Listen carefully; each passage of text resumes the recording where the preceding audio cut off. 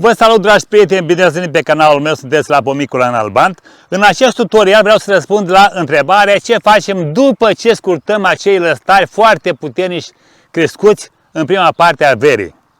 Asta se întâmplă de regulă la pomii tineri, plantați în primii ani de viață, când au condiții foarte bune și atunci lăstarii cresc din abundență și foarte mult. Și am spus mai acolo că numai această intervenție în perioada asta, în prima parte a verii, prin scurtarea lăstarilor, se face doar în situații extreme.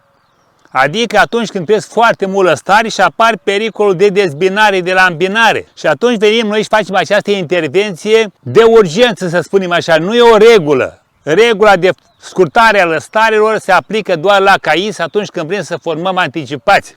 La celelalte specii, formarea de anticipație nu este benefică. Dar noi facem această scurtare pentru că suntem forțați de situație. Și am spus că facem o scurtare undeva până în 30 de centimetri. Lăstare care vin în concurență cu lăstarul de prelungire a ramurii de schelet sau de semischelet se elimină complet de la inel. Facem această tăiere încă o dată, după care vă voi explica ce se întâmplă după aceea și ce mai avem de făcut, este foarte important. Deci, eliminăm concurenții și rămâne lăstarul de prelungire a ramurii de schelet, da? Ăsta este. Am spus că scurtăm la 30 de centimetri maxim. Nu-l scurtăm de la un anticipat format, ci de la o frunză care are un anticipat abia în pornire, un ungure vegetativ. Vedeți cum este acesta de aici? Facem o scurtare de aici.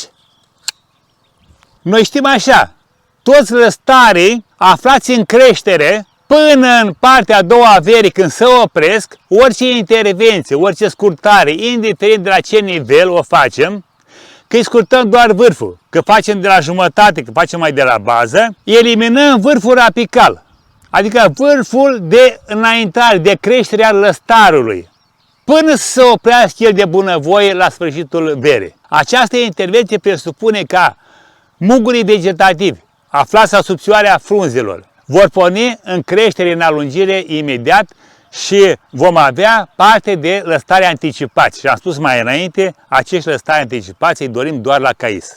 Bun, știind de acest lucru, că acum, după ce am făcut o scurtare la 30 de centimetri, vor porni acești lăstari în alungire. Vedeți dumneavoastră, fiecare dintre ei, uitați cum stau. Ăsta, toată lumea pornește în alungire. Obligația noastră acum care este? În momentul în care îi pornesc în alungire, noi venim și eliminăm cu mâna pe cei care nu ne sunt de folos, adică cei concurenți cu primul lăstar, iar pe acesta din vârf, cu poziție exterioară, cofiul ăsta, cofiul unul mai jos, mai viguros, îl păstrăm pentru primăvară. Până în primăvară, acest lăstar va evolua foarte bine. Nu vom mai ajunge în situația în care să nu mai scurtăm încă o dată în iarnă. Nu mai are timp. Dar va evolua foarte bine. Și atunci, în primăvară, venim noi și scurtăm acest lăstar care va fi o ramură, de fapt, în primăvară. Și aici fac o paranteză. Lăstarul este lăstar atâta timp cât crește. După ce nu mai crește, se numește ramură anuală. Deci, acest lăstar de aici va porni în alungire și în primăvară va fi o ramură anuală, lignificată. Și venim noi și îl mai scurtăm încă o dată la 20 de centimetri. Dacă ați reținut, am avut 30, o scurtare acum în vară și cu 20 din lăstarul anticipat în primăvară vom forma, de fapt, o prelungire a ramurii de schelet pe un an de zile cu 50 de centimetri. Este foarte important de reținut, pentru că dacă nu facem aceste dimensiuni și scurtăm undeva lăstarul acum la jumătate de metru, pornesc anticipație și în primăvară mai facem jumătate de metru, evoluția în creștere anuală a ramurii de schelet va fi de 1 metru. Este greșit, pentru că noi am spus că la formarea ramurilor de schelet, construcția coroanei, formarea ramurilor se face în fiecare an, prin scurtări la 40-50 de centimetri fiecare an, ca în timp ce el crește în lungime, cu ani, să se îngroașe în același timp, să reziste la torsiuni și la vânt și la rod, să nu se dezbine. Prunul este predispus la dezbinare și sunt unele soiuri care sunt foarte dispuse la dezbinare. Acum să vedem noi momentul clar.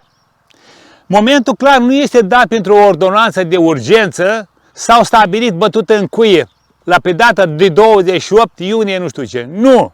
Noi venim în funcție de situație. Dacă situația nu mai suportă, în prima parte a verii, când lăstarea a crescut, facem această scurtare. Adică în iunie, când avem noi această situație dificilă, să-i spunem așa, nedorită, atunci facem această intervenție. În rest, scurtarea lăstarilor nu se face decât după ce a ieșit din pomul din vegetație. Această scurtare cu foarfecul a lăstarilor se numește tăiere în verde. Tăierea în verde presupune folosirea foarfecei. Dacă nu folosim foarfeca și eliminăm cu mâna niște lăstari în stare erbacee, se numește plivit. Dar intervenția cu foarfecul se face doar după ce lăstarii s-au oprit din creștere, adică în partea a doua a verii. După ce s-au oprit din creștere, mugurile apical nu mai înaintează. Atunci intervenim cu foarfeca. Altfel, riscăm să dăm drumul la anticipație. Și ce se întâmplă cu anticipație? Anticipație, dacă îi formăm acum de vreme în prima parte a verii, e ok. Pleacă, se dezvoltă până în toamnă, până în iarnă, apucă să se lignifice și formează o ramură anuală. Dar dacă o facem mai târziu de prima parte a verii, undeva între oprirea de vegetație și creștere, în perioada în august, în aproape de august, așa, e posibil ca acești anticipați porniți în vegetație să nu mai apuce să se lignifice, să se pregătească pentru iernat și în iarnă vor degera și am stricat toată mustăria. Bun, ăsta a fost tutorialul pentru astăzi, am vrut neapărat să clarific pentru că eu am făcut un tutorial mai înainte, l-a prezentat cum se face scurtarea, în ce situații, dar nu am specificat exact clar de ce se scurtează la 30, ce facem cu muguri care pornesc, cu anticipați care pornesc, pe care le oprim și ce facem mai ales în primăvara următoare. Ăsta a fost tutorialul, dacă considerați că vă vine în ajutor, vă rog să dați un like, abonați-vă dacă sunteți pentru prima dată pe acest canal, este un canal de informații horticole, distribuiți, la revedere și succes pe toată linia!